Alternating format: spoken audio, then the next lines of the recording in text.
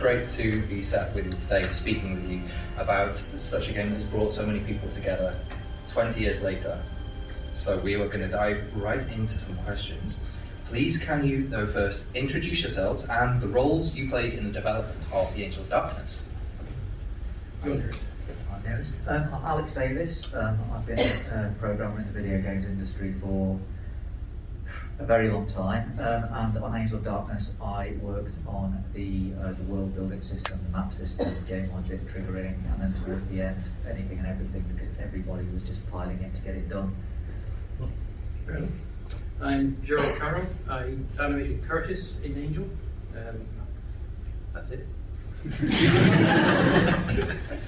Hey everybody, I'm Pete Smith.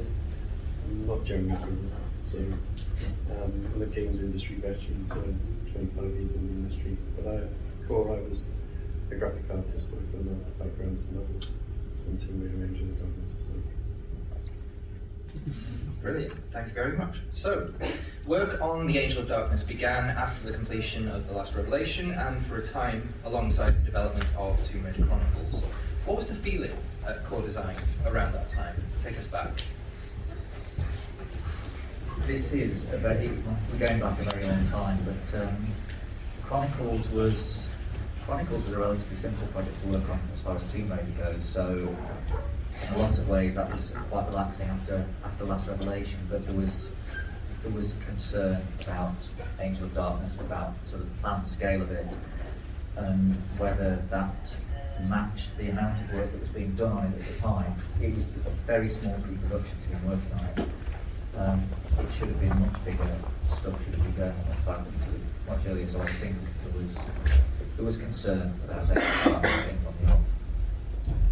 I mean, I'm not from the code side of things, but you can correct me if I'm wrong, but also we have an editor, which we could do the games pretty quick with, and we're doing a whole new system from this point onwards, which is very scary. Yes.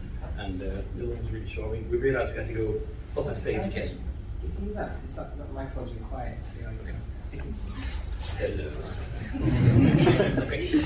It was back in the day of with the PlayStation 2 was coming out, which we realised we could up the game as such, and just we realised there was, like the same as a small team was in pre-dev to try and get the game on the go, but people were very worried that, what are we going to do? How can we do this? How big is it going to be? It was a bit scary, but at the same time it's exciting as well, because we're all the characters in influence. We're doing no cap for the first time. The cutscenes, the rent parts as such. It was good. It was scary, but we were young, dumb, silly. What can I say? Our team was working on another game at the time, so we weren't in the pre-production phase or the main phase. We were recording pretty later on. And the team was building up and ramping up on some of the levels. So we were doing a game called Race Nation for IDOS at the time, and we got to pretty much to a demo state, and then nicely invited us to can it, and then we were brought onto the Tomb Raider team to help facilitate some of the levels on that. So we didn't have a full production. So we were already trying to get up to speed at that time so that we could meet those sort of deadlines. So that would have been right. Wonderful, thank you. With a new generation of console came the opportunity to change things up and even include some new features, along with technical and graphical improvements on the PlayStation 2. What most excited you during the planning and development of this game? Well, I suppose from an art point of view, with the new console, I mean, letting all polygons, which sounds silly nowadays because you have millions, but you used to count polygons per character back in the day. And that was trying to be too rude. You can tell by the size of Laura's mammalian protuberances, to put it that way, how big the polygon can put up by. Because the better the console, the better they round it off as such. And it sounds silly, but that's the truth. But I mean, with Angel, like, joking aside, the Paris section was going to be massive. It was very impressive when you first opened up and you saw all the effects and everything, which you wouldn't have seen. They were there in the previous games, you get rain effects and everything, but it just looked at the next stage up again, you actually could tell that And it was very good work on that. And then actually with the introduction, like saying with the mocap, that was done out of house. We didn't do that ourselves. It was brought in afterwards, what we did in the models and things like that. Like, but to see that kind of stuff in game, and even though we weren't actually doing it ourselves, to see it as part of the project, it was pretty exciting to see it. And we think, this is going to be the future. The next Tomb Raider is going to be better. Of course, it wasn't to be like, but there you go. Yeah, I think from a technical point of view, once we got to grips with PlayStation 2, it became wasn't the easiest machine to work on, but once you get into it, it's fine. But one of the things that became obvious fairly quickly was it's got a ridiculous fill rate, so we could do stupid amounts of overdraw and things. So you will probably notice that one of the most spectacular things in Angel of Darkness is a lot of the kind of the beam effects, the lighting effects, things like that, and really the PlayStation 2 helped with that because just the amount of overdraw you can do and get away with. So from that point of view, it's pretty exciting. Obviously, you've got the polygon jigs, that kind of thing, and we made the decision fairly early on that we were going to go all out and try to get it to run at 60 frames a second. Looking back, was that the right decision? I don't know. The problem with doing that kind of thing is that you have to have total buy-in from everybody. It's not an easy thing to do, but by and large, we achieved it. But the possibilities were exciting. We could see that we could do a lot. We could make a really good-looking game. So, yeah, that was a pretty exciting part of it. Yeah, from a 3D aspect of it, mainly producing most of the 3D assets in Maya, we had the polygon counts, we had the texture sizes to do that. So from using Maya, we were pretty close to what we wanted to get into Engine. So it was really good from a development standpoint. And yeah, we were pleased with the art assets that we were going with. Lost my place, sorry. Hugh, what was your feelings, or the in-studio sort of feelings, on how Lara Croft herself had sort of grown and changed from a visual standpoint, or a character standpoint, or a technical standpoint since previous games? On Chronicle, I did the young Lara section, which is quite interesting. And then again, it was in the low poly section or stage of her development, I suppose. Whereas when we got onto Angel, the whole design process was like having a new Lara. Even there was arguments having full jeans in Arena, I suppose, the classic look of that kind of stuff. And I was going to ruin the look, and then there was a huge discussion about losing the guns. That was a big part of the early stage. And I don't know what everyone's opinion of that was actually at the end of the day. If losing the guns was a good or a bad thing in the gameplay point of view. I've not really had any feedback on that overall.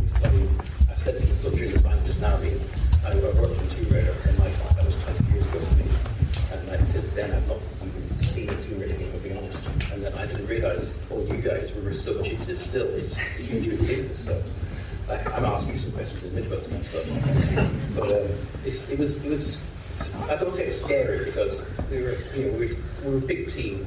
There's always somebody taking care of something somewhere else. There's always somebody sorting out the issues we had and everything. But there was the problems of what is Lara going to be? And I think the biggest issue from a gameplay point of view, the question after all the rambling, I'm sorry, but was the whole gun thing for me, because we didn't know what you're going to do. Is it going to be fun, her just running around the streets being chased and that kind of stuff? We didn't know. So. Yeah, that was good. Yeah, I can't. It was a privilege to work on the game from an artistic point of view, but when we were working on Angel of Darkness, Lara was everywhere. She was on advertising, she was a fashion model, she was in all the main publications. Oh, and Lucasade, I think. And we got worked on, was it Lucasade and Solstice? When we were doing, yeah, we needed that. We don't see her so much now. I don't think I see her so much now. Because she was a UK identity for the games industry. She was banded about everywhere. And you guys saw that, you guys were the epitome of that. So it was great to see her back and making that sort of impact. Because you were talking about it in the other sessions today. I think that she should be brought back. So yeah.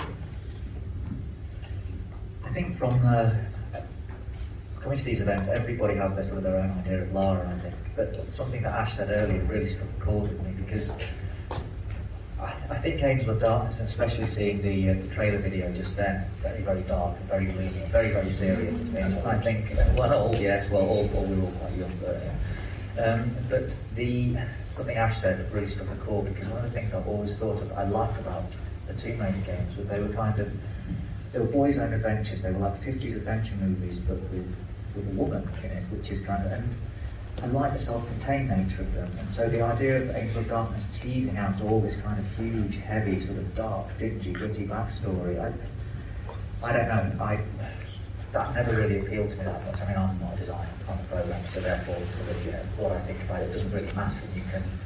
You can enjoy working on whatever you're working on and do a good job of it. But I like the idea of Lara being a kind of self-contained hero, and these self-contained adventures that don't, just heading off to some exotic country and raiding for your tomb and finding sort of exotic artifacts without having to deal with this huge, sort of heavy backstory. That's my take on it. But the thing is, I think everybody has their own idea of Lara, so yeah. Diving a little bit into what you were saying a moment ago, Aidan, about seeing Lara Croft on billboards and promotional materials, it's been noted in the past that Lara in-game has been presented in a very different way to Lara Croft in the marketing department. What were some feelings amongst yourselves on how Lara was presented to the media for the Angel of Darkness and trailers and promotional assets? So we can answer that one. I can make up something now. Yeah. It was quite strange seeing it, because, okay, he said she was, sort of just ubiquitous. She was absolutely everywhere, and again, everybody has their own view of her. So sort of people are saying, I can't remember the number of things she was used to market. Certainly Lucasade, and that was quite a big deal. But in a lot of ways, what we saw of Lara as kind of the marketing tool was very different to sort of our day-to-day job, which was to get the Tomb Raider games done to the sort of on time and to the best quality that we had. So it was, I don't think it ever affected us, but it could be quite strange and jarring sometimes. Sort of seeing Lara popping up in all these kind of different contexts and things, and then you're back at work and you sat with her sort of like watching her fall off a cliff for the 50th time and wondering if she's falling through the sodding rocks rather than landing on them, So yeah, it was strange and quite interesting sometimes. I'm going to put my lecturer's head on, so going to be teaching now. I think Angel of Darkness was a real quite turning point, because a lot of the game development that was happening in the UK was quite male orientated. So, stop me if I'm getting this wrong, but I think a lot of interest from Tomb Raider actually helped with game development, with introducing females into the game dev. So, and we've managed to get that bias a lot more balanced now in the UK with female representation in the industry. So she was groundbreaking in that regard, and I think that helped with Tomb Raider Angel of Darkness, because she had took on those mature roles and answered those questions to help with that gender bias that's happening in the country and stuff. So sorry, I had to put my lecturer's head on that one. So thank you. That was wonderful. Yeah, Jer, if you have anything to add. No. Okay.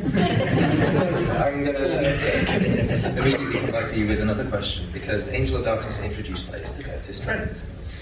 Tell us a little bit about the creation of Curtis, and maybe about some of the things that you wanted to do with him that didn't necessarily make it into the final game. Curtis, I don't know who actually came up with it first. I don't know if it was marketing or Jeremy or Bertie. I don't know who came up with it. You better go on it. It was very cool. I mean, I was working on Lara in some previous games and doing some of the animations for that. And then when Mark Donald, who saw the video there, who was the guy with the Scottish accent, actually animated Lara in that project, who's now working at Pixar, I believe. He was that good. Getting to work with Curtis was really cool, because he's a brand new character, because the thing with doing every single iteration of Tomb Raider was, I mean, to be honest, they were done yearly to get out quickly as they could before Christmas for the Christmas market because the stock break for stock holders who needed their fees and everything. That's what it came down to. But with Angel, we saw a fresh break, and it was good. We saw something from fresh. With Curtis then as well. Also, that's what's going. Sorry, with Lara. But each time you brought out a different Tomb Raider game previously, all you do is take existing animations, change them out slightly, and then adding on some more new fresh animations. You know, just above existing ones as well. Whereas with Curtis, it was good from scratch. Definitely not from scratch, from the model to the animations. Just even, I mean, when you're animating, usually you do the idle animation first. And then from that, then all the other animations come from that because they all start or end usually the idle or shooting or something like that. And so you're doing tons and tons of work. But the way the game worked as well was, I mean, because it's so fresh, no one knew exactly we knew what we were trying to do with it, but we don't have plan for it. There's no finished design, there's sort of no book saying this is what we're doing today, kind of thing. Go off and do some stuff.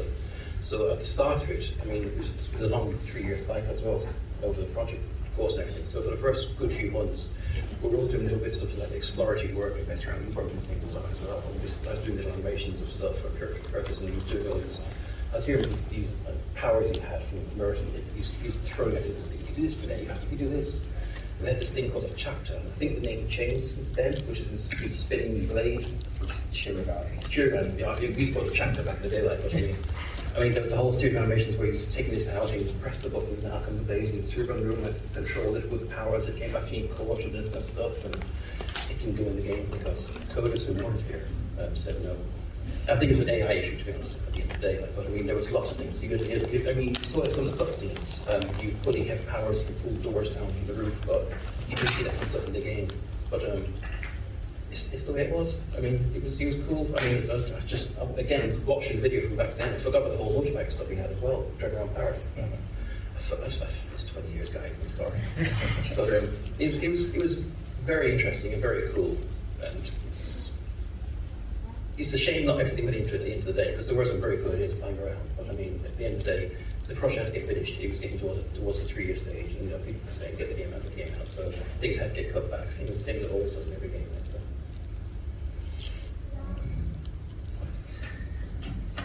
Yeah, from program's point of view, Curtis was a pain. Now, going back to what I said earlier about Lara, I would question whether he even needed to be in the game, but I think that's a different debate entirely.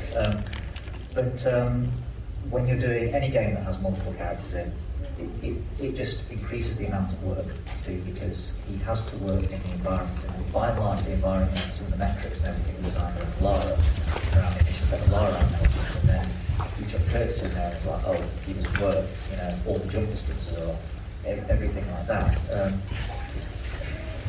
Better planning would probably have sorted that out, but we didn't have time for better planning. So from a program's point of view, just a whole bunch of extra work. I'm trying to remember the issues around the thing that he chucked around. I think it's passing through walls. Yeah, it was just I do remember all that going on, because the environments were so intricate. You just you try jumping, you get snagged on things, it wouldn't work and things. So it was. Yeah, if you just build some cubes, it would have been great. It was, again, it's one of those things. I think one of the problems that Angel of Darkness had was a lack of technical planning properly in the early days. It kind of steamed into the production side, but the pre-production technical people just weren't really that involved in it. There was a decent amount of work got done, but a lot of the fundamentals didn't get done, so we were playing catch-up all along, so you chuck another character into that kind of situation, and things get a bit sticky. It's a shame, because he was quite a cool character. Moved nicely as well. Thanks. I have one final question for you before I believe Luke is going to dash around quickly for... I'm going to have one last question from you, and that's probably where we'll end it. Okay, alright, so one final question. What are your happiest memories and proudest achievements regarding the Angel of Darkness? Finishing it. To be a bit less blue about it, finishing it, because we started from scratch. It wasn't like kind of doing a new Tomb Raider game on the existing engine and things like that. We started from scratch with a new console, completely new tool set. Well, we had to write a completely new tool set as well as using things like Maya. You know, sort of so many question marks at the start of it. We didn't, you know, things we didn't know, things we didn't know we were capable of. We had this huge, incredibly ambitious story to work with, which kind of got cut to tatters, but a decent amount of it sort of got through. And we finished it, and we put out a game that I think, although sadly it was flawed, I think it looked good. I think by and large it played well, and the reception it's received, I mean, this is something that you kind of see much later on when you go to events like this. It's really gratifying that people enjoyed it because we put a lot into it, and I think there are a lot of good people worked on it, and I think everybody sort of took real pride in the work they were doing, so it's nice to see that people enjoy it.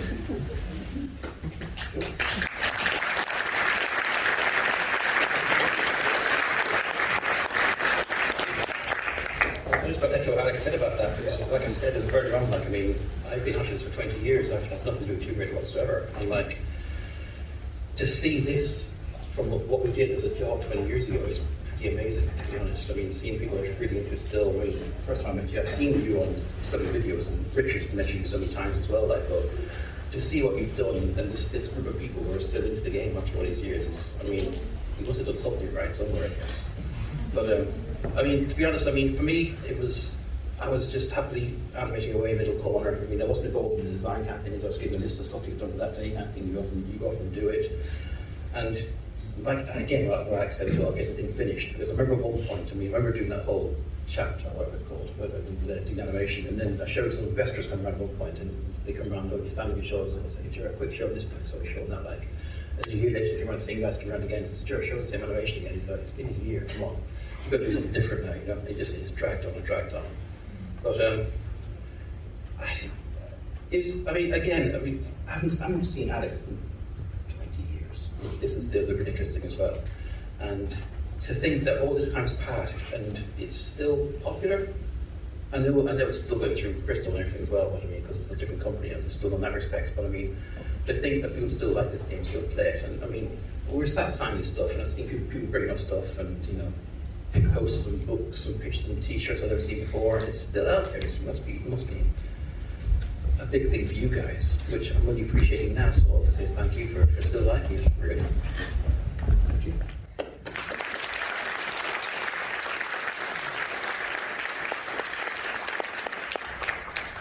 Yeah, I'd just like to echo the same.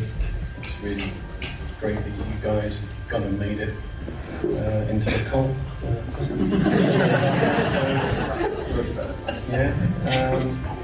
So yeah, it's great. I mean, I've been doing games for 25 years, so and it's you guys that play those games that make it so rewarding. And it always gets me when I come up to you and tell me how it's, you know, affected your childhood, and it's given you all that great feelings of enjoyment from it. So we know that we've done our jobs when we get that sort of reception. So I mean, for it to exist for another 20 years is just a testament to you guys and people that play those games. So thank you.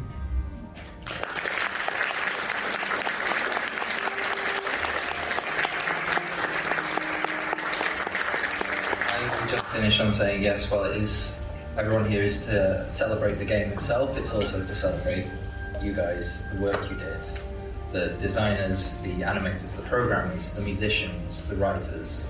We would not be here without you guys. So, And the artist. thank you very much.